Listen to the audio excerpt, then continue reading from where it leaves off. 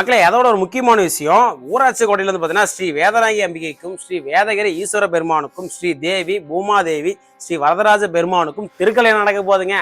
நிகழ்ச்சி 12ஆம் நாள் 26/2026 வெள்ளிக்கிழமை அன்று காலை 8 மணிக்கு வேதநாயக உடனவர் வேதகிரீஸ்வரர் ஸ்ரீதேவி பூமாதேவி உடனவர் ஸ்ரீ வரதராஜ பெருமாள் உற்சவ திருமேனிகளை ஊர்வலமாக அழைத்து சென்று மலை உச்சியில் எழுந்தருளல்.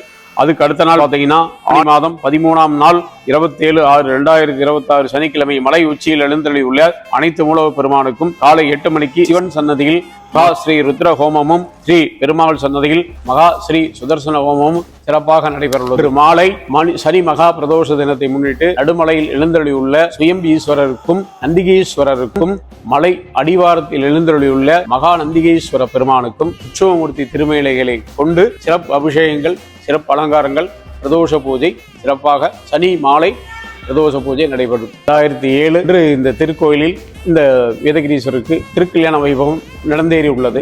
அதற்கப்புறம் இந்த புதிய நடைபாதையில் எழுந்தருளி உள்ள திரு கல்யாண மகாமண்டபம் 28/6/2026 ஞாயிற்றுக்கிழமை அன்று காலை 7 மணிக்கு நமது ஊராட்சி கோட்டை சொக்கநாச்சியம்மன் திருக்கோவிலில் சீர்வரிசை தட்டுகள் இங்கிருந்து அழைத்து செல்லப்படும். புதிய நடைபாதை எழுந்தருளியுள்ள திருக்கல்யாண மகா மண்டபத்தில் வேதநாயகி உடனமர் வேதகிரீஸ்வர பெருமானுக்கும் ஸ்ரீதேவி பூதேவி சமேத வரதராஜ பெருமாளுக்கும் திருக்கல்யாண உற்சவம் நடைபெற உள்ளது. திருமணத்தில் சிறப்பு என்னவென்றால், திருமணம் ஆகாத ஆண்களுக்கும் பெண்களுக்கும் கூடிய விரைவில் திருமணம் விரைவில் நடக்கும். இன்று மாலை 4 மணிக்கு ஸ்ரீ வேதநாயகி உடனமர் வேதகிரீஸ்வர பெருமானும் ஸ்ரீதேவி பூதேவி வரதராஜ பெருமானும் மலை கிரிவலம் வந்து ஸ்ரீ சங்கமேஸ்வரர் வேதநாயகி அம்பிகை திருக்கோயில் சென்றடையும். திருக்கல்யாண வைபவத்தில் கலந்து கொண்டு இறையொருள் பெற வேண்டுமா என்பது கேட்டுக்கொள்ளப்படுகிறார்கள்.